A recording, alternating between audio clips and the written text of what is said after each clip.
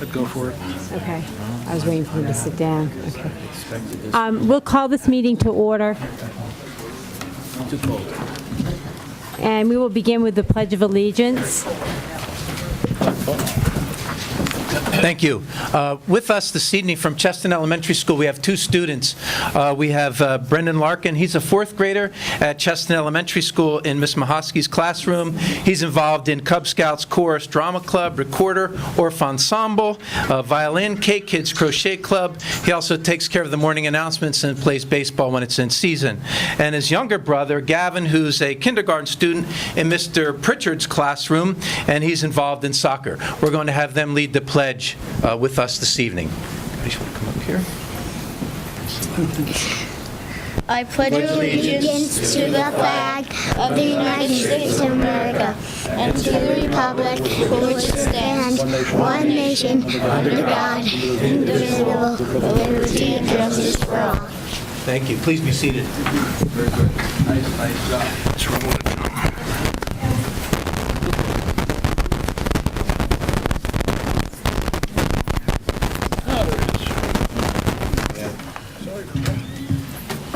Roll call.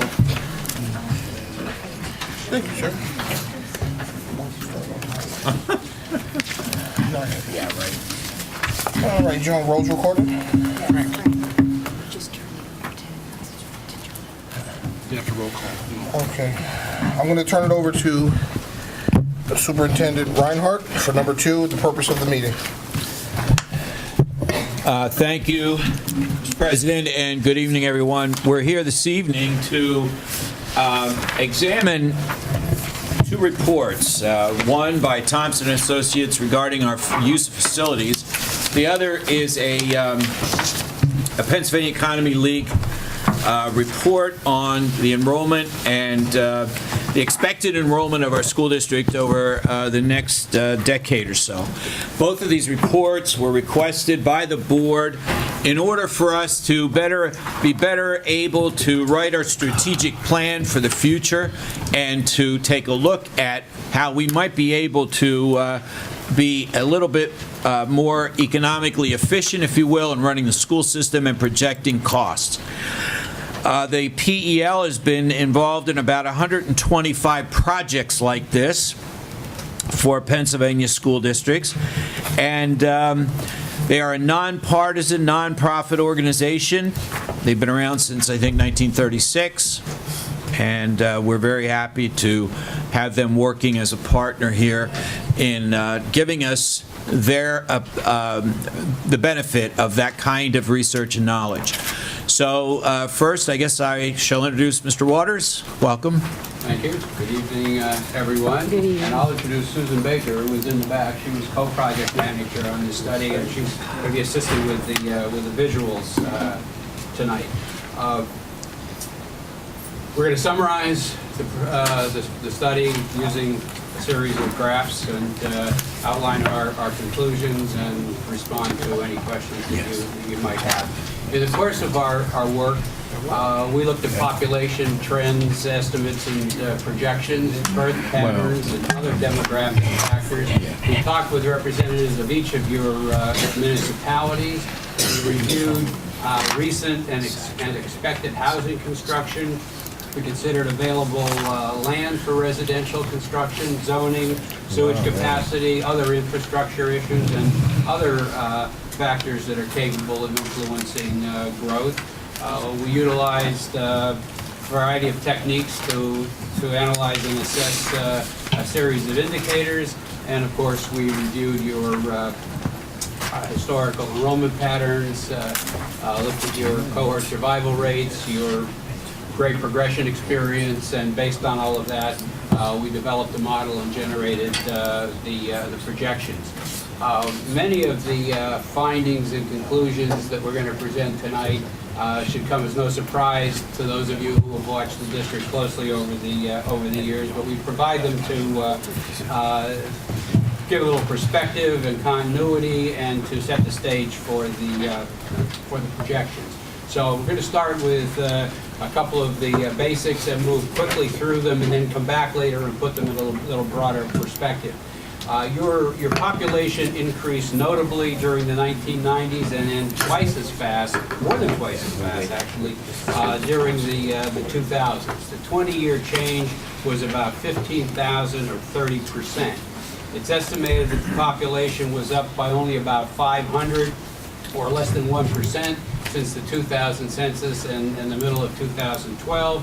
And by 2020, it is expected that you'll gain a total of 4,000 residents over the 2010 census. That's about a 6% growth. Housing also rose substantially between 1990 and 2000, and again between 2000 and 2010. Like your population, housing rose in both decades, and 2/3 of the growth occurred during the decade of the 2000s. But if you're able to look at the pattern of growth during the decade of the 2000s, you find that the vast majority of it occurred in the first 6 or 7 years, after which there was a very noticeable drop-off. And in keeping with that drop-off, during the current decade, you can hardly tell the difference between the 2012 figure and the 2010 figure up there, and that's because only 614 new housing units were permitted for construction during that period. That's an average of 160 units per year, compared with 376 units during the 2000s. According to your municipal officials, as of April of 2014, there were 22 approved residential subdivisions in the district. One project that had been formally proposed and one that was known to under discussion, and there were 2 municipalities that were expecting some level of infill miscellaneous housing construction, minor subdivision activity that didn't make that other list. The combined inventory of housing in the pipeline is 1,840 units. And this includes about 1,600 units in existing approved subdivisions, 180 in the ones that are proposed, 40 in those that are under discussion, and another 40 that are expected to result from infill. But it should be noted that, and this isn't on a graph, so it should be noted that only about 550 of the units are expected to be built during the next 10 years. So that reduces the 10-year pipeline. Sorry, that reduces the 10-year pipeline to about 1,300 units. All right. So if you take that anticipated growth and put it in the perspective of the last 40 or so years, the housing stock, if all the units that are in the pipeline are built during the next 10 years, you'd be experiencing about a 5% gain in your housing units. This compares with 7.2% during the 70s, 11% during the 80s, 12.5% during the 90s, and a whopping 17.6% during the 2000s, and of course only 2.6% so far in this decade. So you can see how the pattern has dropped off noticeably. The next graphic kind of ties together the population information, the housing information, and links it to your enrollment trends during the past 4 decades and into the current decade.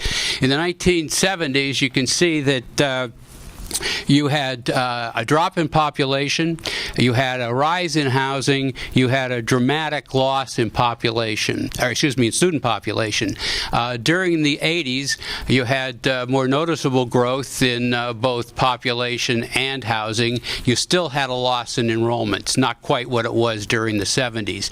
In the 90s, everything was moving in the same direction. Housing and population grew a little bit more rapidly than during the 80s, and your enrollments made a major swing from negative to positive. In fact, outpaced the proportionate growth in both population and housing. During the 2000s, housing was up again, population was up again. Enrollments still grew, but not as swiftly as they did in the prior decade. And so far in this decade, very limited information, but you have a very slowed growth in both population and housing, and you have a modest loss in your enrollments during the first several years. So the moral to this graphic is that, like in the past, in the future, enrollments in Easton area are going to be more dependent on births, migration patterns, the role of non-public education, and so forth, than purely on population or housing growth. So let's look at births, which are extremely important in the planning process and commonly a very powerful factor in determining future enrollments. If we go back to the 1970s, we can see a drop in the first several years, followed by a modest but consistent growth that took you through the early 1990s, only to be followed by decreases in 5 of the 7 final years of the 1990s. During the 2000s, births increased, and in 2006, they reached their highest point in the 43 years that we looked at. But by the final year of the decade, births had dropped noticeably, and they were down further in the current decade, the first 3 years of the current decade, to their lowest level since 2002, but they were stable for a couple of years. However, preliminary 2013 figures, which were not available when we conducted the analysis and are obviously not reflected on the graph, are way down. They're down by 66 births from the 2012 figure, the last figure on this graphic, and that makes them 226 lower than the high point in 2006, and in fact, it was the lowest point since the year 2000. So keep that in mind as we move into the enrollment history and the enrollment projections with one intervening graphic. This graphic kind of pulls a number of the items together and identifies the number of children on average per housing unit, the number of public school children per housing unit. And you can see back in the 1970s you had 0.6 per housing unit. It dropped to 0.4. Lower to 0.346 in the 90s, bounced up just a bit in 2000. 2010 it was back down, and in the 2012-13 school district it was down even further. Quick translation: your 2013-14 number of pupils generated by each housing unit is the lowest in the 5 decades that the 5 full decades that we looked at, and it's less than half of what it was back in the year 1970s. So now we're going to try to pull all this together and outline what it all means, but before we look at the enrollment trends, even though they're up there, it's very important that everybody recognize that the pupil counts in this report are based on October 1st figures as provided by the district, and they include all regular classroom pupils, those enrolled in the half-day Career Institute Technical Education program, those attending the Easton Area Academy. They do not include IU pupils educated in your classrooms. They do not include your children that are in IU programs outside the district, or outside the district children who are in your classroom. So in using these figures, it's critical that you note that the number of children in your classrooms and the number of children that you presumably need to make room for in your classrooms in future years are equal to the numbers that are in the report, plus the number of IU children educated in your classrooms, including the out of district children that are educated in your classrooms. With that said, we can now look at the pattern of enrollments over the past 10 years and where we see the enrollments going over the next 10. You've had a pretty good run-up during most of the past 10 years, but in 3 of the past 4 years, you've had a noticeable decline. We see that decline continuing and, in fact, strengthening, and your enrollments will drop from 8736 in prior school year, 13-14, down to 8238 5 years from now, and in the subsequent 5-year period, they will drop further to about 7,700, and that's a decrease of a little over 1,000 or 11.6% during the next 10 years. I'm saying the next 10 years, but it's really from the 13-14 school year 10 years forward. Now, you're going to see different patterns when we look at the elementaries and the other grade groupings.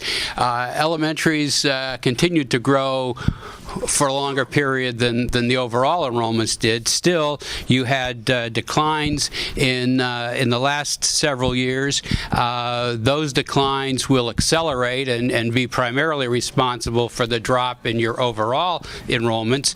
And these declines are a product of the noticeable drop in the births over the past several years, as well as negative cohort survival rates and fairly weak grade progression experience. During the second 5 projected years, enrollments will level off, and that's based on the assumption that births will remain at the average of the past several years over the next several years, which will drive kindergarten enrollment starting in the latter years of the decade. The green line represents kindergarten entries and other enrollments that are drawn from births that have already been recorded in the district and elsewhere.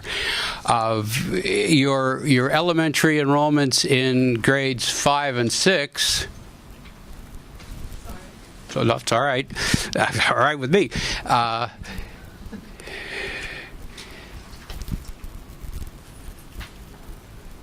There we go. A little more stable overall during the past 10 years. And again, we're only talking about 2 grades here, so it's not surprising that there isn't that much of a swing in any of the years. So your enrollments in the last 10 years are up by a hair, but they're down in a couple of the most recent years. During the next 5 years, they're going to remain fairly stable. The net is down by 30 pupils or 2.2%.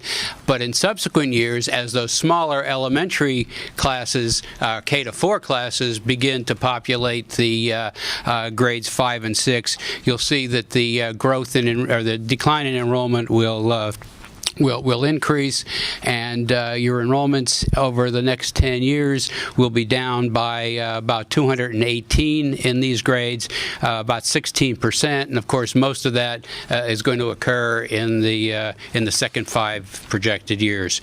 Middle school enrollments also are fairly stable over the recent past, but down in the 2 most recent years. We're going to see fairly stable enrollments over the next several years because, again, those smaller elementary classes have not yet reached grades 7 and 8. But starting late in the decade, you're going to see a noticeable drop-off. The net effect, again, is about a 12% decline in enrollments in these 2 grades. And, of course, that decline will continue off the page as more and more of the smaller elementary classes move into these grades. We see a little bit of a different pattern at the high school level. You had a good run up in the first couple of years of the past 10, but then a very noticeable slide, and this included the past 4 years where you've had a drop of about 350 children, or 12.1%.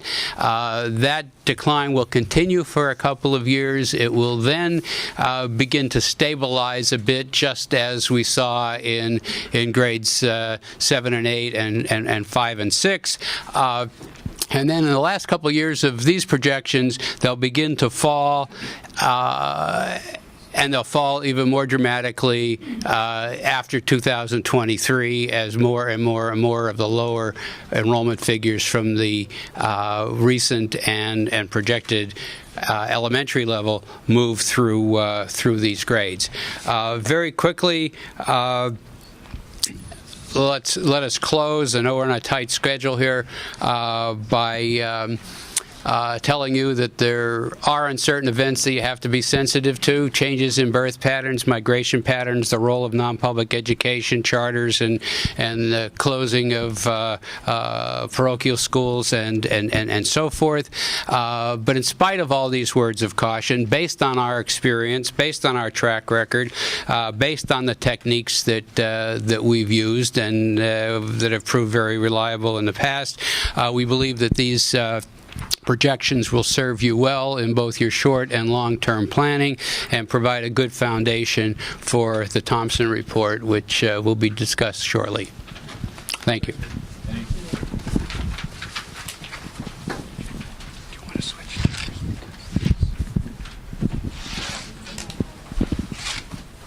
No. I think that's as far as it goes. Yeah, well, Sorry. That's all right.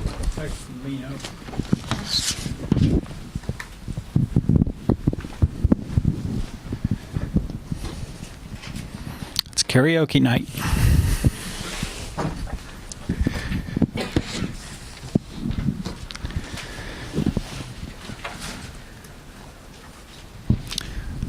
Well, I am Jim Thompson, and my report this evening addresses an overview of the services provided by us as architects to the district. And then we will take the grade level configurations based on the grade level configurations in the existing buildings. Grades K to 4. Next slide. Grades K to 4. I'll review the preliminary enrollment versus the capacity. So we've estimated the capacities of the building, speak to the condition of the existing schools, and address ideas for cost-saving options. The purpose of the study in the end was to find efficiencies within the school district to tighten up facility operations. And then we'll repeat for grades 5 to 8 and repeat again for grades 9 to 12. The Pennsylvania Economy League Central Pennsylvania Division conducted the demographic analysis, including the enrollment projections. And I'll repeat some of those numbers in the context of our educational assessment, building by building, that identified student capacity for the building. So we actually estimate the number of students, given the way that you provide educational programming to your students, the number of students that will comfortably fit within each of your facilities, and then address cost-saving options.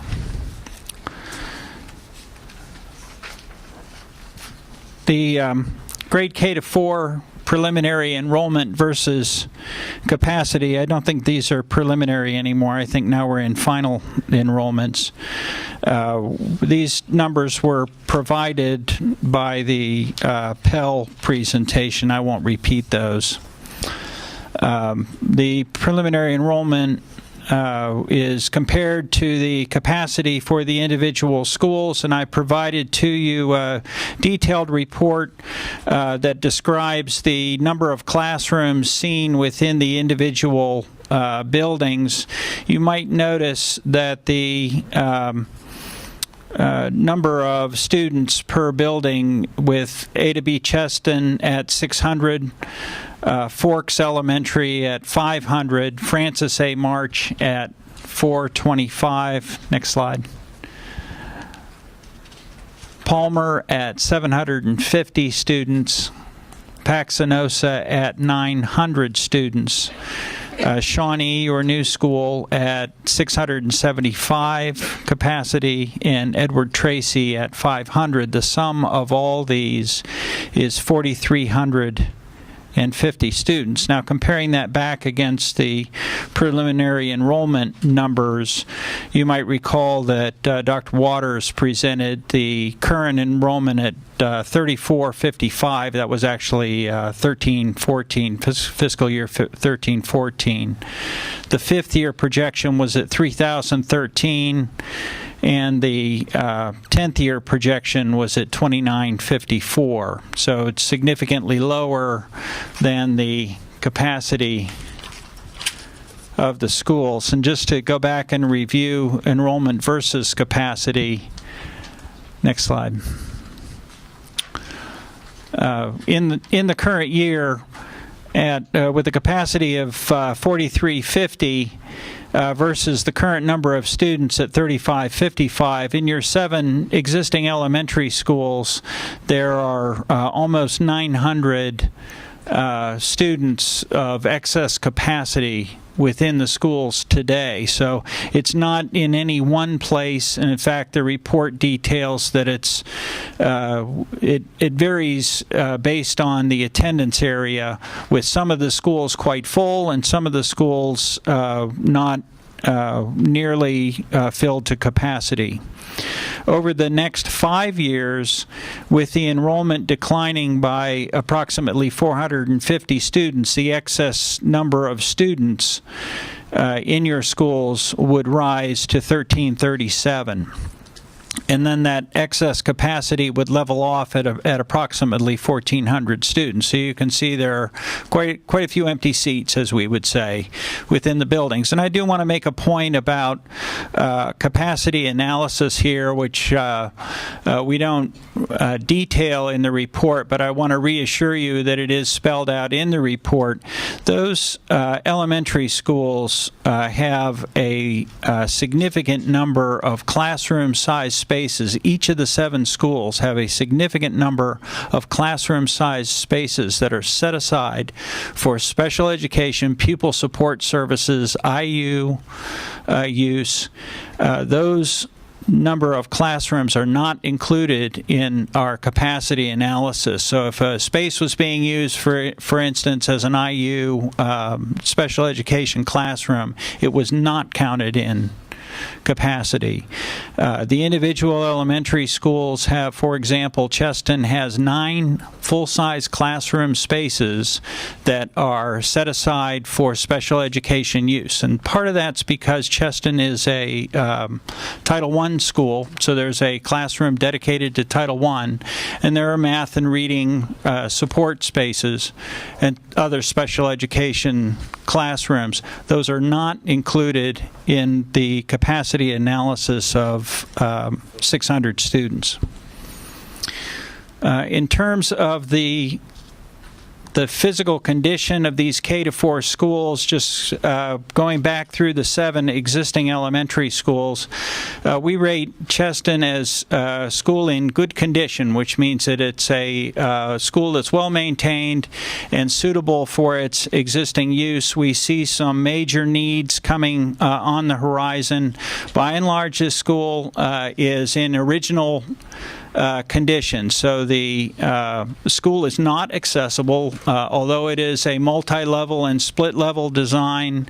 There is no elevator in the building, for example. The mechanical and electrical systems are largely original. And through mechanical, electrical upgrades and building envelope upgrades, the energy costs in the building could be improved. Operational cost. Second is Forks Elementary School, again in good condition, but that as an example, a major expenditure on the horizon. The school is not air conditioned, and mechanical electrical upgrades at some point in the mid-future for this school. Francis March is a brand new school. It's in new condition. Palmer Elementary School has been awaiting renovation or replacement for several years, and the Palmer property, the cost of the renovations should be compared versus a replacement of the school in kind, and we rate that school as fair condition, which in this case would mean it is minimally acceptable for its intended use, and still has several years of service, but we need a plan for the future to address this renovate versus replacement. Paxenosa is in good condition. It underwent significant building envelope upgrades, and by that I mean that the school has been rendered warm, safe, and dry. I would say is roof replacements, masonry restoration, and windows. The mechanical, electrical systems are still require upgrades. This school is configured on the interior as a secondary school, so you would still find many of the characteristics of a secondary school, a junior high school or a high school type facility, with bays of lockers, lockers in corridors versus cubbies for elementary schools. The school is fairly large for a elementary school with the number of students enrolled there, so the students are in the best possible classrooms for their grade levels. There is a two-story modular classroom building that has 14 classrooms. Those classrooms are air-conditioned. Many of the interior classrooms in the building, for example, for those of you that are familiar with the classrooms that look into the library, this is a picture of the library. You can see the windows into the library. All of those classrooms are air-conditioned. Many teachers like to have windows with a view. Many teachers like to have those air-conditioned classrooms. So this building is partially air-conditioned today, and we'll come back to that when we talk about cost-saving options. Shawnee Elementary School is new. It is in many ways the prototype of program and architectural standards for elementary schools going forward. Edward Tracy is in good condition. Some upgrades are on the horizon. The roof has some leaks that are attended to year, and the windows are due for an upgrade. Some of the doors have been replaced, but windows and doors are an issue going forward. The mechanical electrical systems are largely original in the building, and the building is of an age, I believe this one dates back to the late 1960s, early 1970s, that mechanical electrical upgrades could show some significant savings in operations costs. This is an all-electric building.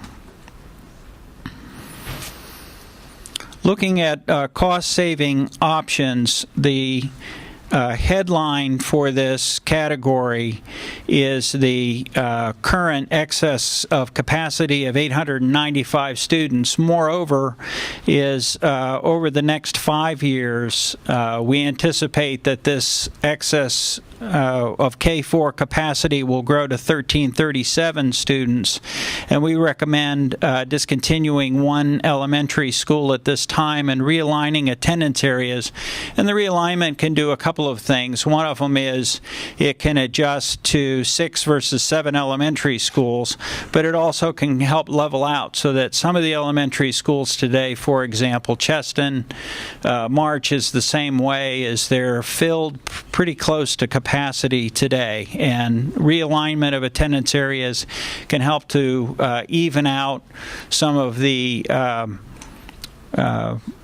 enrollment versus capacity in each individual building. The savings from this could be a reduction in staff costs. It could be also a reduction in operation and energy costs. In addition, we recommend considering the reusing a discontinued elementary school as identifying one of the elementary schools for adapting to the district administration office and for the Easton Academy, the alternative school that's located across the road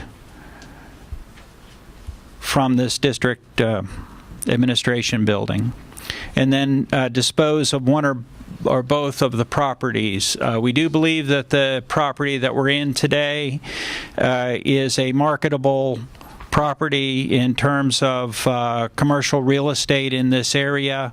The Easton Academy property might be a little more challenging. The building is obviously in tougher condition than this building's in excellent condition. But we do think that both properties could be marketed, and that both of these uses would fit within most of your elementary buildings. Under the fifth-year projection, we're showing an excess capacity of 1337 for the K-4 students, and in addition to the excess students that could be eliminated by discontinuing one elementary school, we see that increasing excess capacity is a tool that could help you to save money in logistics for a Palmer Elementary project. I believe that Palmer project will be that it will be important to address that in a 5-year time horizon, and that excess capacity could be very valuable for the school district to either relocate the students temporarily like you did for the March project or for other use.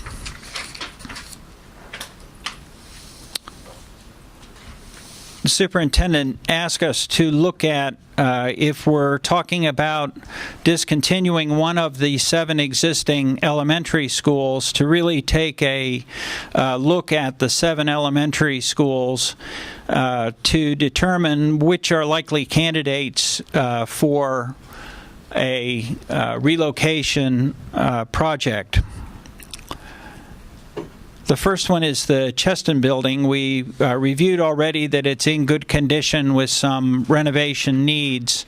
And we like that the building has a possible 2-story zoning. So in trying to relocate district administration and an alternative school, we would like to be able to zone the building so that the alternative school and the administration offices are not intermixed. The negatives for that building is that there are many renovation costs on the horizon for that building, not the least of which is air conditioning. The district administration function requires summer-long occupancy. It would be inappropriate to try to move that into a facility without air conditioning. The third point is a capacity deficit downtown. The Cheston building itself is very near capacity. I believe it's over 90% of its rated capacity in enrollment already. The second school we looked at was Forks. Forks was also in good condition with some mechanical, electrical upgrades on the horizon. It also has the potential for 2-story possible zoning by level to separate the district administration from an alternative school.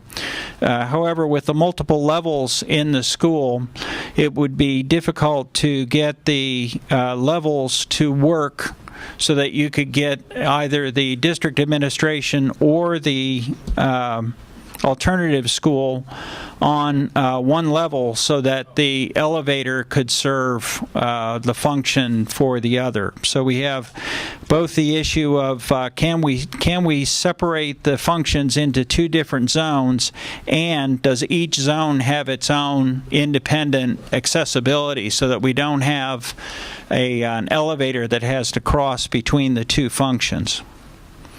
Plus, this building also has no air conditioning.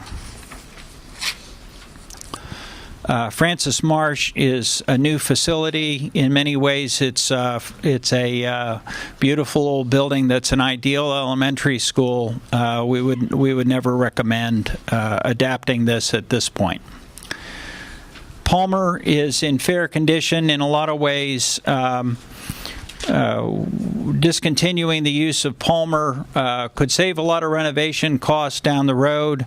This building could be adapted for use using the two separate buildings, the Cole building versus the Auld building, to zone one for the district administration and the other for the alternative school.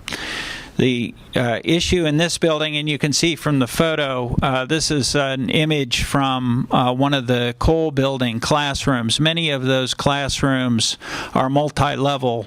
It is very interesting classroom space for a primary school. It would be very difficult to adapt this space for either an alternative school or for a district administration office.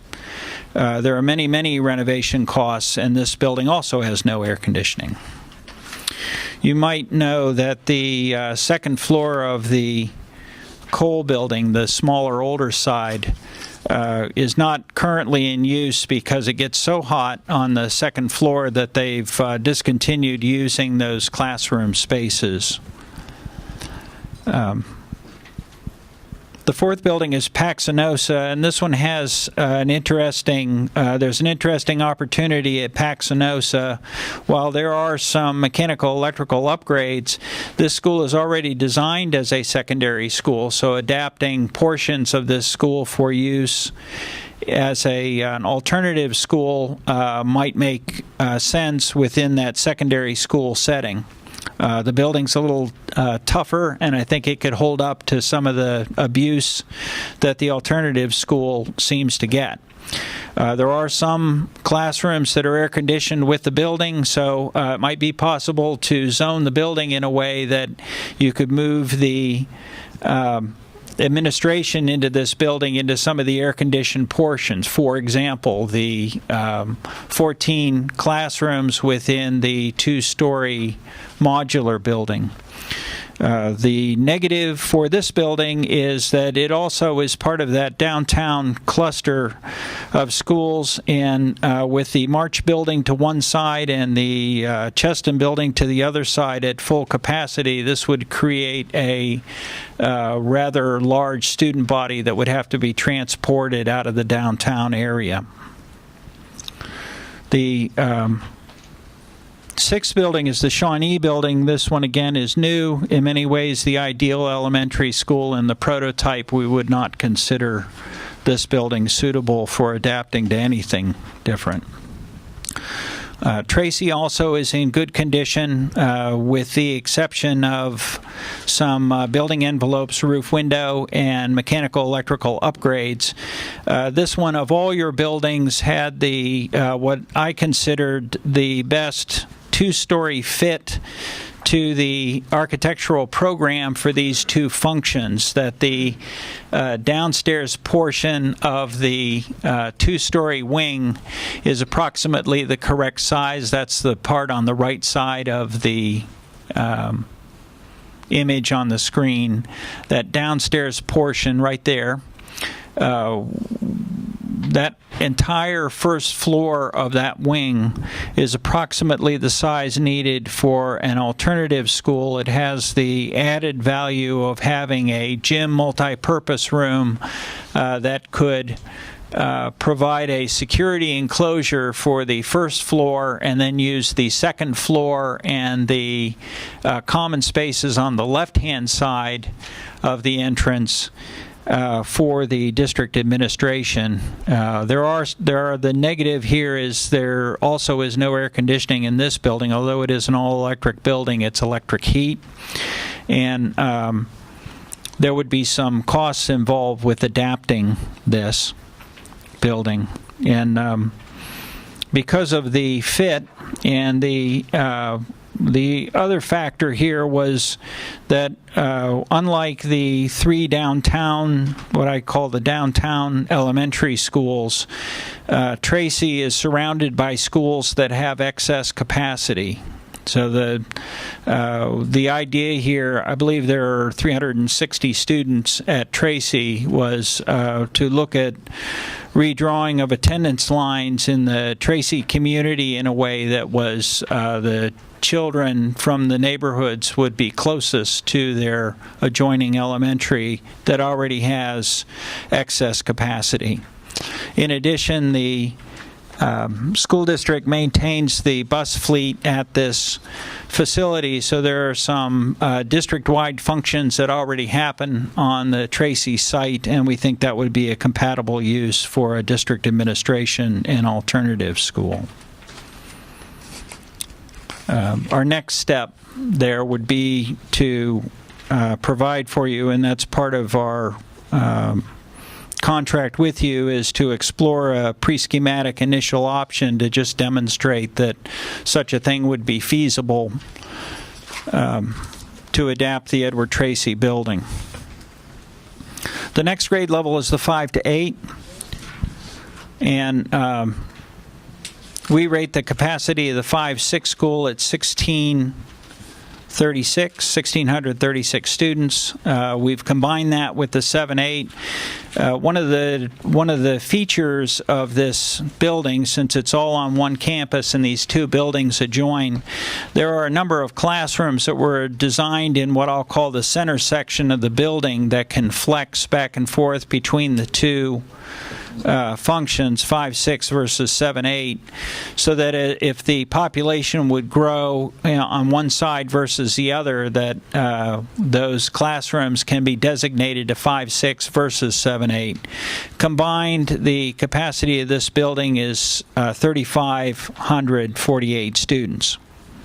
Again, that's detailed in the written report, and there are numerous classrooms in both sides of this building that are dedicated to special education, pupil support services, and IU functions that are not counted in this 3,548 students. Just the next slide is recalling the numbers that Dr. Waters presented. I've combined his numbers here. Current enrollment 2708. Fifth year projection is pretty similar, 2731.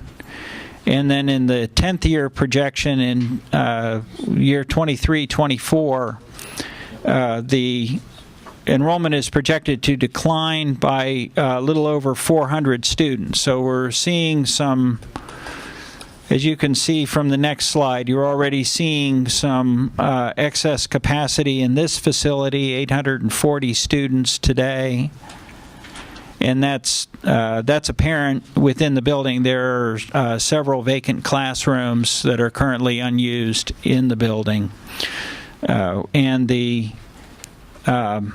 number remains about the same, excess capacity, 817 at the fifth year projection, but then that number increases by approximately 400 students to 1229. So again, there are quite a few excess student capacity in this building, and just looking at the condition of these buildings, the 5-6 is really on the excellent side of good. It really is a wonderful building, and the two-story modular classroom building has ongoing needs, and it is not at the same architectural standards. So as was true at Paxinosa, is the two-story modular building in both of these instances is not at the same architectural standard as the other buildings in your district. So it requires ongoing maintenance, and it just simply isn't as nice as the rest of the building. The 7-8 building is brand new. We have a couple of thoughts on cost-saving options at this middle school campus. With an excess student capacity of 840 students, it's possible to discontinue the use of the two-story modular classroom wing to either isolate that wing and lease it to some compatible use or use it for a district function. Plus, there is quite a bit of area on the very lowest level of the 5-6 middle school that features windowless classrooms, interior classrooms. And we've been looking at some district functions, like your printing center as an example, that could be located to the lower level of the 5-6 middle school. At the 10th year, the excess student capacity rises by approximately 400 students. Now, while this is 10 years down the road, this space could be extremely valuable for you in addressing either elementary school renovations. There's enough space here to temporarily lodge a full elementary school, as you did at Paxenosa several years ago for the March project. But it also could be valuable for swing space to vacate some space within the high school. 10 years down the road, you could have renovation needs in the high school where you would want to have space to avoid modular construction for a renovation at the high school. The last grade level is 9 to 12. We rate the capacity of the high school at 2486.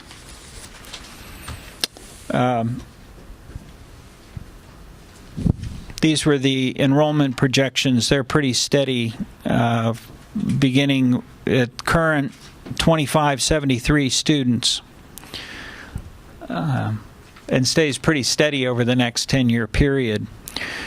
Comparing the enrollment versus capacity is that school shows some areas in the school that are tight, I will call tight. The school is very close to full enrollment today. And you know this in large part because of some of the measures that have been taken over the years. For example, the cafeteria it's very difficult to feed all of the students during the lunch period, and the senior privilege was a way to help to keep the student population down in the cafeteria and give the seniors a little bit of a benefit for having survived 4 years in the high school. There are some ongoing maintenance needs in the high school. The high school also is in good condition, with the exception of the natatorium. I chose a picture of your swimming pool. A lot of work has been done on this facility just to keep it in operation, but the condition of the ceiling in the room and some of the plumbing leads me to the conclusion that one bad day you could have your swimming pool out of commission. So that would be a big expenditure to have to invest money in the natatorium, and we know that you've looked at this as a build new versus renovate project in the past. So that's a sub area. It wouldn't losing the natatorium wouldn't bring the operation of the high school to a halt, but it would create a problem for swimming programs throughout the district. There are a number of mechanical and electrical upgrades. These mechanical electrical upgrades, due to the size of the facility, these get taken care of by and large as the individual pieces of equipment. There are new boilers in the building, for example, and your currently have chiller replacement projects underway. So as these individual pieces of equipment come to the end of their useful life, the district has been very good at addressing those major equipment purchases on an as-needed basis. You can expect to see window and door replacement and replacement of interior finishes, particularly in some of the older sections of the building going forward. I think that gives you a pretty good overview of facilities in the district, and I'll be happy to address any questions. Thank you very much. There we go. Talking with Mr. Reinhardt throughout this week, and you did a very good job presenting. Thank you. It was clear. This is a lot to digest for the board, for the public, and everybody else.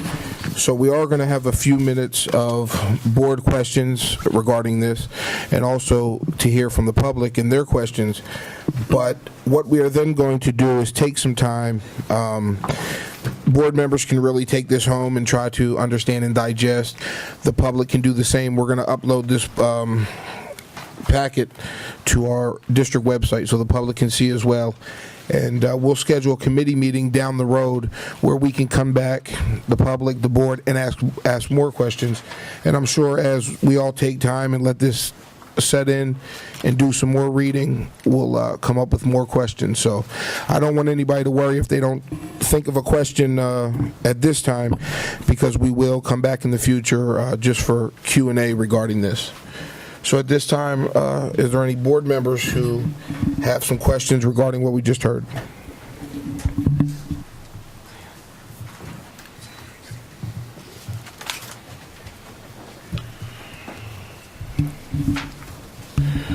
All right. Is there anyone from the public who has any questions regarding or comments regarding what we just heard?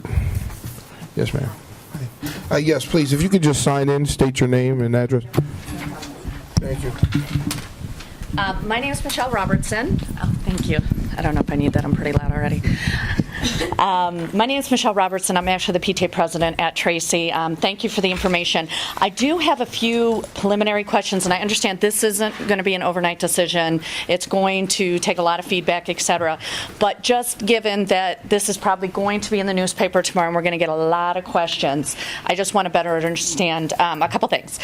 So the recommendation, if I heard it right, was Tracy Elementary would become the home for the administration as well as the alternate school. Is that what I'm hearing? And that the students, the students would be dispersed into nearby schools. Is that what I'm hearing? I'm sorry, sir. The questions are going to be directed to you. I'm sorry. There you go. So just correct. Okay. So they would split the students up.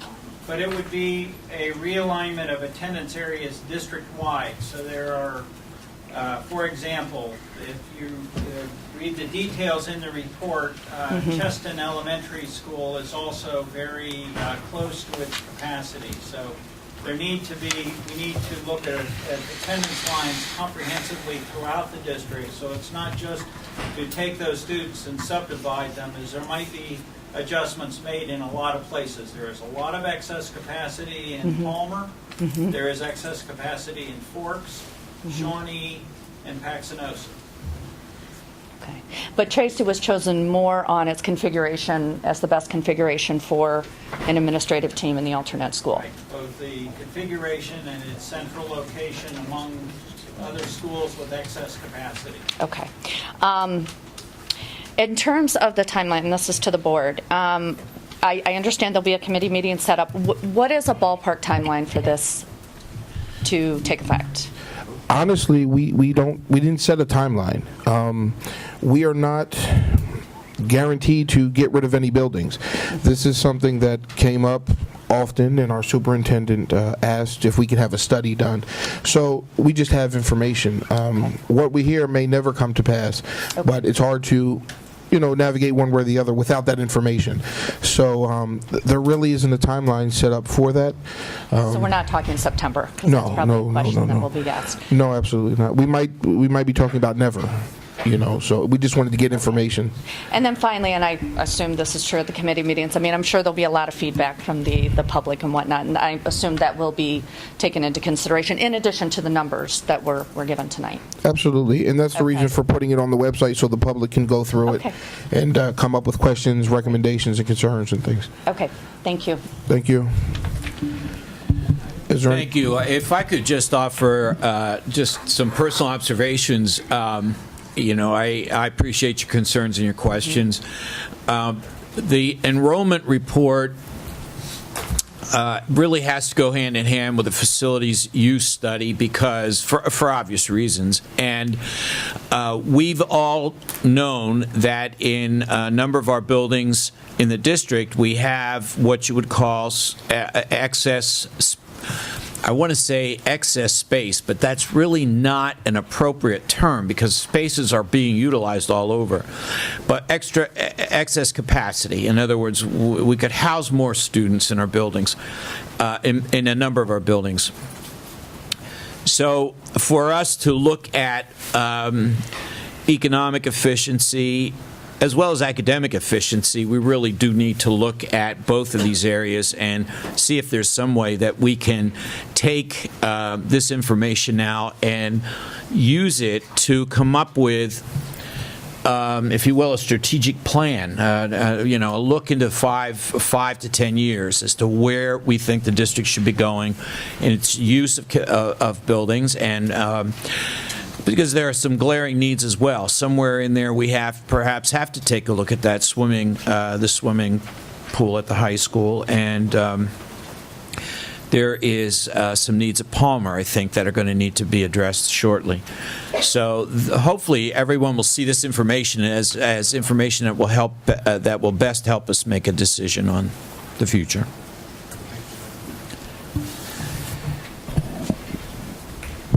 Hi, my name's Debbie James, and I live in the Shawnee School District. I have a couple questions. My first question, since I really wasn't either here or paying attention because my daughter's in second grade now, when was the last redistricting, and why did that need to be done? Because probably people who have been here since then are thinking, oh no, not again, I'm going to have to move again. And then, should I give them all the questions now or just wait? One at a time. The first question, all I can answer is in 2007. The only board member that is still here is Ms. Ellison. So if Ms. Ellison would like to answer that for you. As to why? Yes, the reason behind the redistricting, if you can, or the thoughts. At that time, we had several issues that were going on. Number one, we were trying to renovate March, and March was in renovation. We also were using then what was the middle school became an elementary school that housed them. So we had to redistrict the entire, I guess the entire district got changed around a little bit to some extent. So was no one going to March while they were renovating it? Right. Oh, right. Okay. Okay. And then March moved back in, but when March moved back in, it was at a redistrict capacity. So the lines were changed a little bit for where the students that were going to go to March were before. They were different. Some of those students were then transferred over to Tracy. But when that happened, it happened the year that we did the redistricting. So the students that were going to go to Tracy, that were at March, that were going to be redistricted to Tracy, went to Tracy. And the ones that were going to remain at March went downtown to the middle school, what was the middle school, which is now Paxenosa. And then the Paxenosa students, the old Paxenosa students, moved downtown also to the new Paxenosa. I know I was talking about the differences in the schools with some friends, and I said, when we refer to the locations, we better use addresses instead of names. I know. It's less confusing. Well, when I talk about the current Paxenosa, I always say the downtown elementary school. Because that's how most of us... Well, not most. Yeah. Many. It's not many, right. But that reconfiguration had more to do with all the elementary schools, obviously. Okay. All right, well, that's one question. Ma'am, Mr. Reinhardt just pointed out, at that time, the district went from 6 to 7 elementary schools as well. So one was added, Shawnee Elementary was added. But Shawnee, they didn't move into Shawnee until, right, that was still being not renovated, built. Right. Yeah, renovated and built, because there was, So there was a need to add an elementary school because we had so many kids? Or what? Many of the schools were over capacity Oh. at that time. So we had we knew that because we did one of these studies again? I mean, before? Is that how we? If I could I ask several, do any of our cabinet members recall the purpose, reasons, what The happened? reason for the changing of the boundaries was also the fact that we were moving to neighborhood, relatively speaking, neighborhood elementary schools. And we were going to do less cross-busing and have neighborhood elementary schools established. Okay. We had both a facilities utilization committee and a redistricting committee who looked at both of those concepts at that time. Okay, thank you.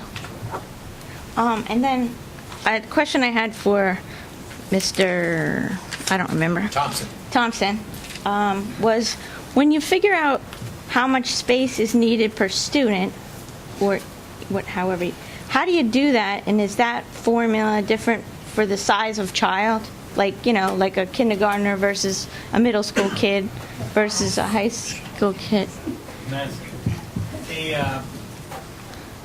The district tries to, and I think you see the elementary principals apply this concept, is to the extent possible where there are classrooms available, the principals, I'm just observing here, they tend to have less students in the lowest grades. So if they have the ability to reduce the number of students in kindergarten, for example, then they have less than 25 kids in a classroom. As the kids get older, then that's less of a priority. But I use 25 students for capacity as an average when I assess the capacity of each of the schools. So a classroom receives 25 kids of capacity in all instances. No. The half-day kindergarten, a classroom gets 50 kids. Because it's twice that day. Morning and afternoon. One of the challenges for the school district in realigning attendance areas is to look at each of the elementary schools from the perspective of, if the district should ever want to go to full-day kindergarten, is the classroom space available? That could be 2 or 3 classrooms, depending on the elementary school, of kindergarten-type space that tends to be a little bit bigger and tends to have an in-classroom toilet. So do each of the elementary schools have an appropriate place for kindergarten programming? And would it be true if the district wanted at some future time to look at full-day kindergarten? And that was a question that was put to us. Can it be done? Don't let the district shrink to the point where we could never do this in the future. Okay. So just to clarify, so you said you use 25 students per room. Correct. Does that matter on how big the room is? The physical space of the room? The classroom space under the Department of Education guidelines will allow a classroom space small as 600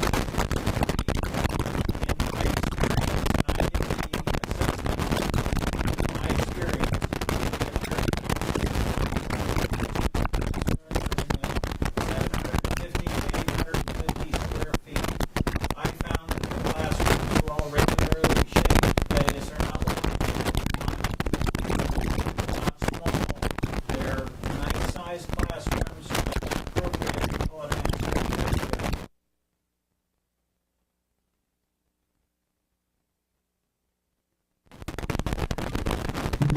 Kennedy.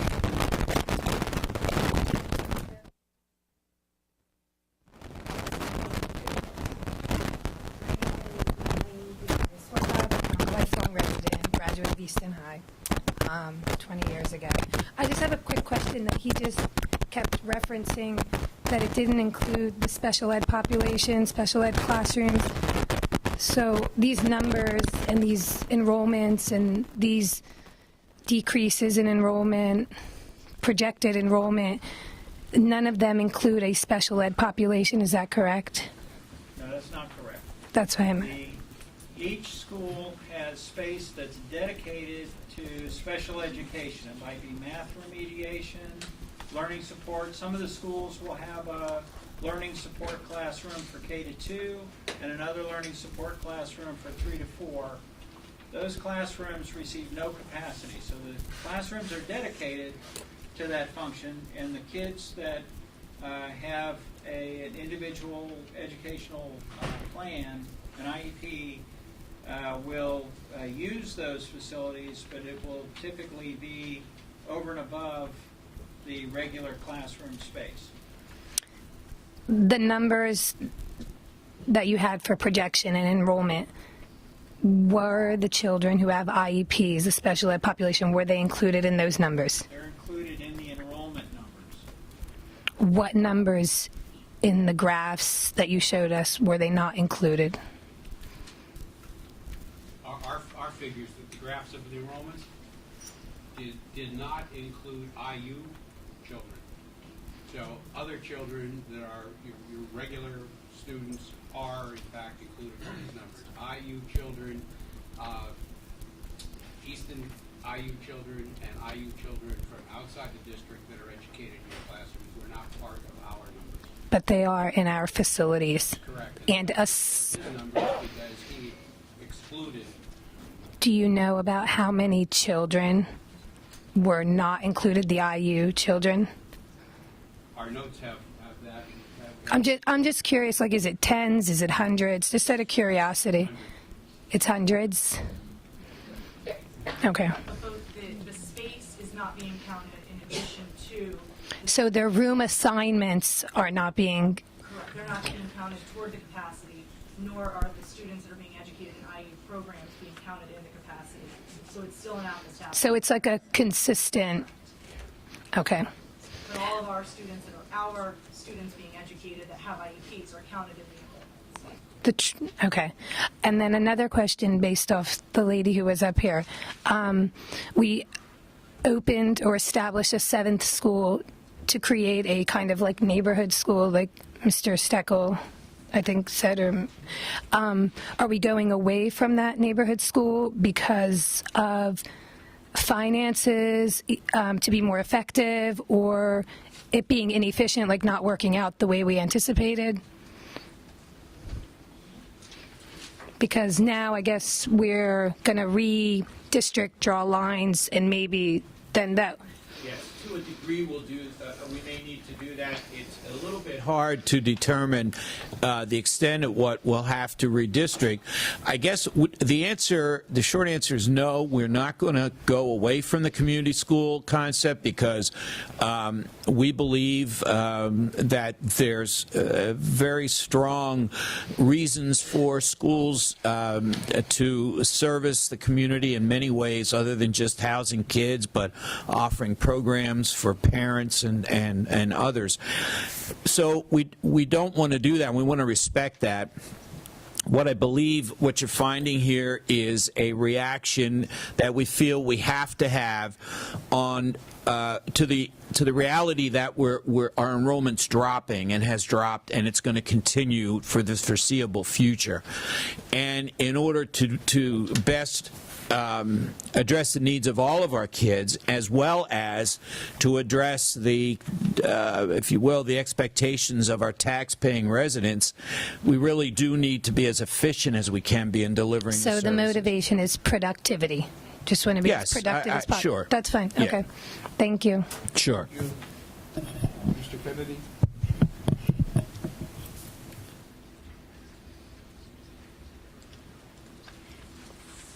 I'm sorry. No problem. No. Good talk.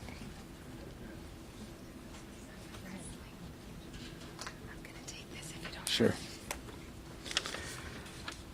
Well, I couldn't resist a few comments, as you can imagine.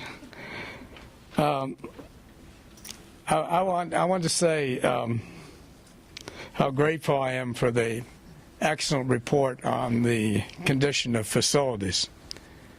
I hope that will clear up a lot of rumors about the quality of the school buildings you have. My casual observations are that your report is spot on, that the facilities are good and the school board has done a good job of taking care of the facilities. On the enrollment projections, aren't statistics wonderful, especially statistical projections? But you know, as the gentleman pointed out, not too loudly, that it does depend on what happens and what you do. Projections are only based on the past, and they're not really worth anything if you make an effort to change what you're doing. I think at Paxenosa in Cheston, you've already made significant changes that will draw students back in. It's not surprising those schools are near capacity for what you've done there, the moves you've made so far. Now, I've made suggestions about having an in-house cyber school. That one factor will draw students in. It will draw students back from charter schools, and it will draw students, in some cases, from homeschooling, and it will draw students from private schooling. And I would estimate that in future projections, that what you do, the steps you take, can make an actual difference of 500 to 600 students in the next 5 years. And if you consider that in projection, that is a real difference in terms of what you should be thinking about doing. Wouldn't you hate to close a school and then have to open one back up? Thank you. Oh. If I could just mention something to the public. You mentioned at the beginning it was good to hear about the physical conditions of the building. Yes. It absolutely was. But I just want to make sure everybody's aware, our engineering firm has a checklist, and we are also aware, and every time something gets done or something gets added, they mark that for us, a projection of when they think we need to get things done. So I want to make sure we're on top of that as well. I've been in most of them, and whenever I go in the building, I look around. So what I'm saying is not based. I mean, I know your analysis is much more thorough, and I was really pleased to see it. But I know the difference between a building that's been maintained and one that's falling down. And my casual observation is that these buildings are maintained. Oh, if I could add one note, might be of some interest. Dr. O'Connell, the superintendent of Palisades, she'll be in Washington tomorrow at the White House with the 100 top schools in technology in the country. So. Thank you, Mr. Kennedy. Is there anyone else from the public who would like to speak on the building usage study? Could I just finalize it with a comment? Okay.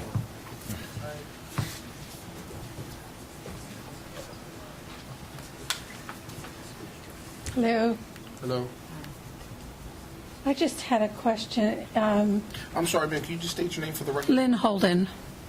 I just had a question about Cheston, because in keeping with that idea of a neighborhood school, if Cheston would be the one that would be closed, then there would be no neighborhood school in Southside. And so that's kind of a little bit contradictory. in what you're just saying. So yet the Forks one has a capacity to be renovated to the needs and the students dispersed and still and be in the neighborhood. So it just seems sort of, I know nothing's done yet, but that seems to me to be a more logical process. Ms. Holden, if I can say, you're correct. The recommendation from the gentleman were actually to use March as a, I'm sorry, Tracy. That's the new school. They were Tracy, and take those students and put them at neighboring schools and move the administration building and the academy to Tracy. So the recommendation is Tracy, not March. I mean, not Cheston.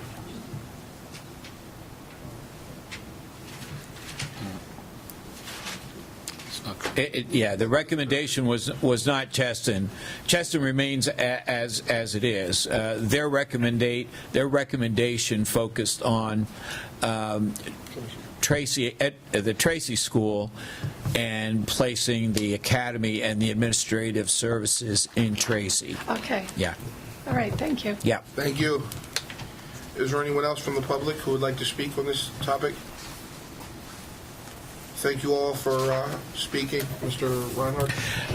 Mr. President, I just wanted to make sure that we reinforce a couple of things. Press especially gets this, and that's that this is the beginning of a long process and a discussion that we're going to be having about the use of our facilities and the direction that the district is going to take.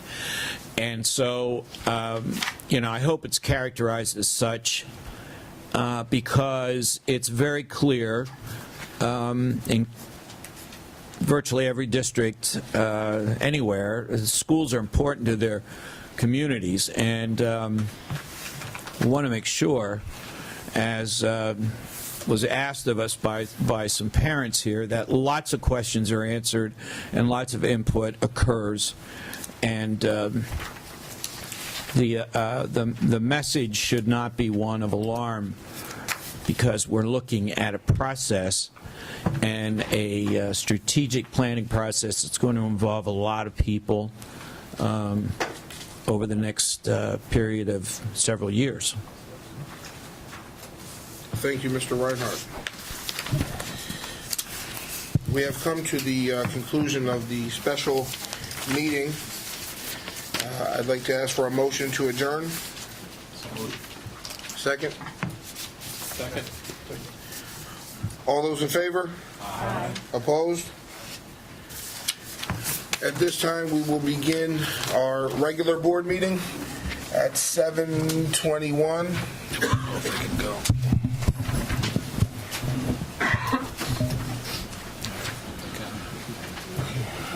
Thank you, gentlemen.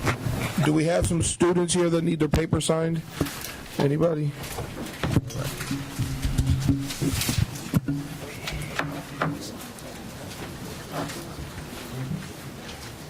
Yeah, you want to give a couple of minutes.